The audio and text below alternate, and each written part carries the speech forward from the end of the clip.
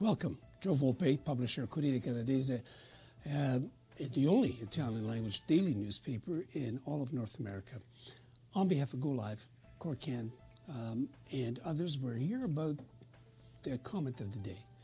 It's been a tough week for the Prime Minister and for the Government of Canada, with SNC-Lavalin, the principles of law, respect for public interest, etc.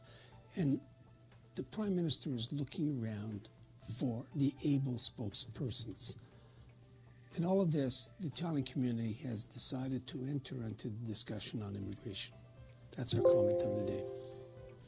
So, as a minister and a spokespeople kind for the Prime Minister Trudeau's agenda, Ahmed Hussen comes across as totally inept. Now, his government is struggling to stem the erosion of trust and support from groups which used to consider the Liberal Party as a party of choice. It's casting about to land on issues that will divert the public's attention from the failures of the Prime Minister's office to appear relevant and competent. Now, Hussen needed to seize the opportunity laid at his doorstep by the comites, an Italian organization, not to be confused with Italian-Canadian, to address the issues of immigration specifically from Italy. Now, here's the essence of his presentation. Started off by saying, on the business side, because really that's the only basis for justifying any immigration program, Hussen said the following. First, there are 250,000 jobs in Canada, 130,000 of them in Ontario alone, that need to be filled today. 50,000 of them in the trucking industry alone. Second, trusted employers, that's what he called them, can bypass the labor market impact assessment process and get accepted into the Global Express Entry program to get their workers here in 2 weeks. That means they're coming from someplace else. His Atlantic pilot project will allow employers and potential workers to bypass all the rules of immigration. Under that pilot, just one rule applies. Immigrants must want to go there, and an employer from there has to recruit or sponsor them. That's it. So much for rules on immigration. Third, Canada welcomes foreign students at an average of $40,000 cash each, tuition and board included. Italians, of course, are welcome, he said. He conveniently forgot some very important details. Here they are. First, he's speaking to a Toronto, Ontario audience. His cabinet colleagues acknowledge the existence of 500,000 undocumented workers over and above the 130,000 jobs that go begging. Excuse me. Their employers have already hired and integrated them in the economy. But they don't have the status and are therefore liable for deportation, thus aggravating the labor shortage. Think about it. 130,000 jobs go begging. There's 500,000 are filled by undocumented workers. If you got rid of all of them, that means you would have 630,000 vacant jobs. Hussen refuses to consider avenues to grant them that status. In other words, they can be here, permanent residents. In fact, he reneged on a, here's that word again, pilot project his predecessor announced in this regard. Anyone hiring an undocumented worker, it should be noted, is liable for criminal prosecution. Now, second, the Atlantic Pilot Project is already under RCMP investigation.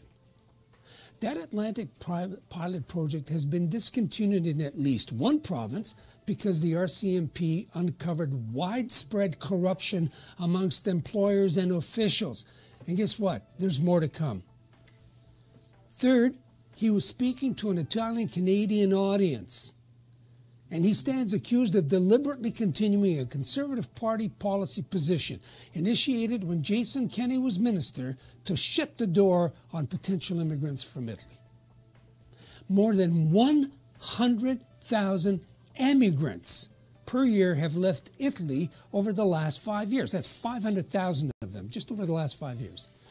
Canada, which has a target of 300,000 and more immigrants per year, that means that's how many they want to get, has welcomed an average of less than 800 per year over that period.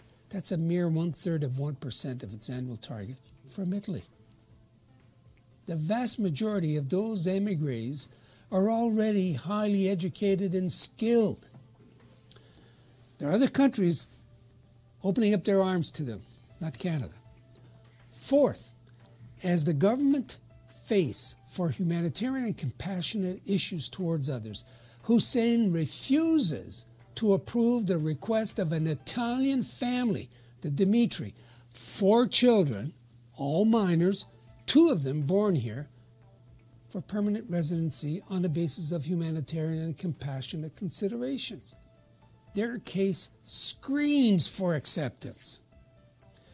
Coincidentally, the UK Guardian, that's a British daily, featured them on its front pages on Saturday, March the 9th. It's a black eye for Canada.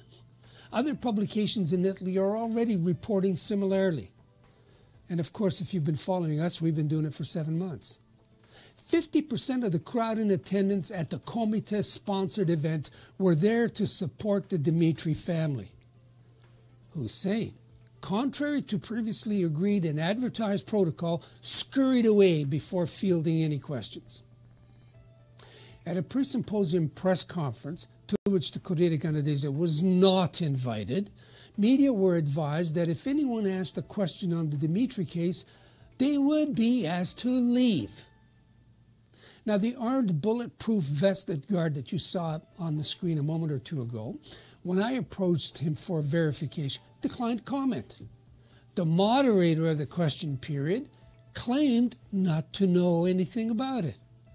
Curiously, when the floor microphones were opened up to the public, something organizers had discouraged by email, asking attendants to submit their questions to the moderator in writing prior to the symposium, a certain Chris Osakis, and I'm not sure how to spell his name, began to rail against the lawyer, Richard Borax, who was not on the agenda and not in the room.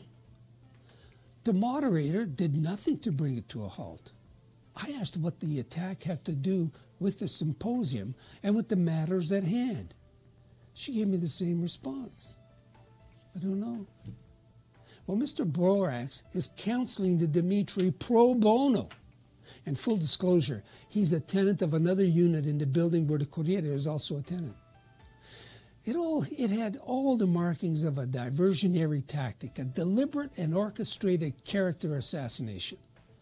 Mr. Chris Osakis, if that's his real name, literally ran away when I tried to buttonhole him for questions away from the friendly microphone of another media outlet. The Dimitri are still here, even if they're in hiding. Hussen is still hiding, and he's still minister. They should be given their status, and Hussen should lose his as minister.